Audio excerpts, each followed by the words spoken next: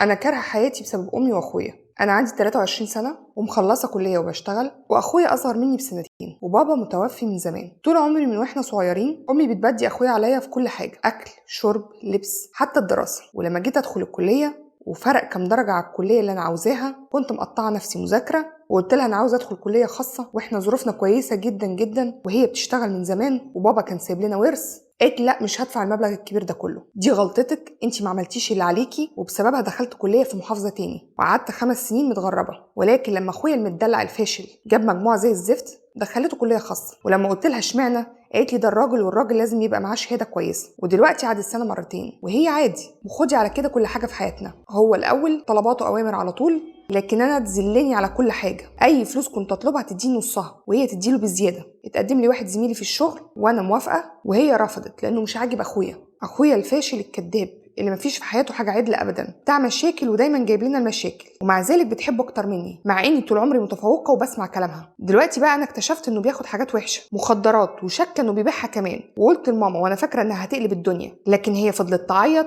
وبقت تحايله وتقول له خد الفلوس اللي انت عاوزها بس ما تعملش كده، وفضلت تدلعه وتقول لازم نخلي بالنا منه، وبتفكر توديه مصحه غاليه جدا. انا هتجنن. انا فكرت ابلغ عنه عشان اكسر مناخيرها اللي طالعه بيه السما قدام الناس، وبتقعد قدام عيلتنا تتباهى بيه مش عارفه على ايه.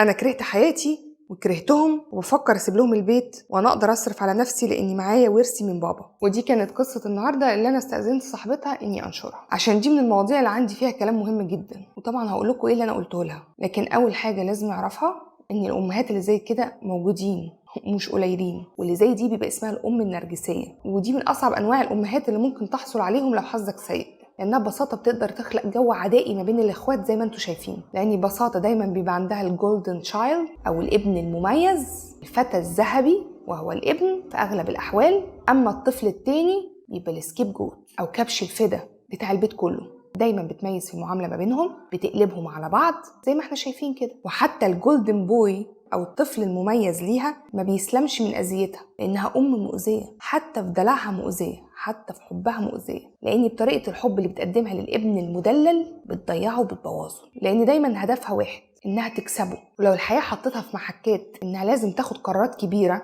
والقرارات دي تزعل الطفل المميز ليها او الابن المميز، ما بتعملهاش عشان ما يزعلش منها، عشان يفضل دايما معاها. وكل ده بيبقى على حساب الابن او الابنه التانيين المش مميزين. في العاده الام اللي زي دي يا بتخسر الاخوات بعضهم العمر كله، والاذيه بتبقى ممتده للاتنين، ولكن المميز دايما ما بيحسش ان هو مأذي، وبيأثر حبها المرضي ده على حياته بشكل عام، او بيدرك اللي هي بتعمله وبياخد منها جنبه، تخسرهم هما الاتنين. وهتلاقوني اتكلمت قبل كده في فيديو الام النرجسيه، الفيديو كان بعنوان هل ممكن ام تأذي اولادها، هحط لكم في اول كومنت. اما نصيحتي دلوقتي للبنت دي اللي وصلتها امها لدرجه انها ممكن تبلغ البوليس عن اخوها عشان بس تشوف مناخيرها مكسوره بسبب الابن المميز اللي بديته عليها طول العمر، انا قلت لها ركزي في حياتك، مفيش حد بيتغير، مش هيجي وقت وتعرف قيمتك. كل الاحلام الورديه اللي بنعيشها تجاه القصص اللي زي دي ما بتحصلش. ركزي على حياتك. عايزه تطلعي من المعادله دي انت الكسبانه، اكسبي نفسك، مالكيش دعوه اخوكي بيعمل ايه او عمل ايه، كده كده حياته بايظه برعايه امه. ركزي على حياتك انت،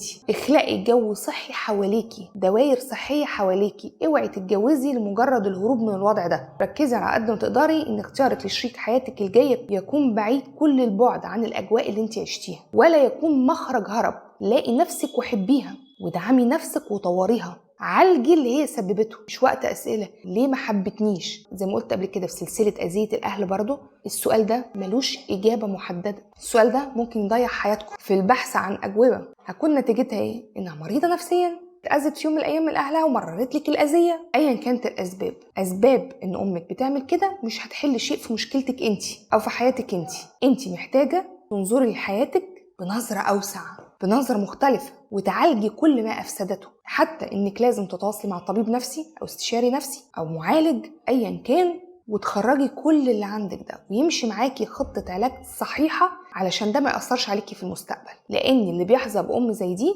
للأسف بيقعد فترة من حياته بيعاني من الأذى اللي هي تسببته، ومع كل ما بيتقدم في العمر الموضوع مش بيقل، بالعكس بيكتشف اكتشافات اكبر، وبيدرك ان الاذيه مس روحه لابعد حد. فعشان كده الحل الامثل انك تبداي علاجك من دلوقتي للتخلص من السموم النفسيه اللي بثتها أمك فيكي، ده مكسبك الأهم في الحياة، ده نجاحك الأكبر، ده انتقامك إنك تكوني أفضل وأحسن ما هي تتمنى. أما أخوكي ما تحطيش فشله ولا نجاحه في دماغك، خرجيه تمام من برا دايرة اهتماماتك، خلي حياتك أولا، انجي بنفسك. واتمنى من كل الامهات اللي بيحسوا ان عندهم مشكله، ساعات على فكره في امهات بتبعتلي ان حاسه انها ما بتحبش احد ابنائها، اتمنى ان هم يتواصلوا مع طبيب نفسي لمساعدتهم في ده، لان ده مش صح. عدم حبك لحد من اولادك معناها ان انت تعاني من خلل نفسي ما، وان عالجتيه هيبقى افضل ليكي وليهم.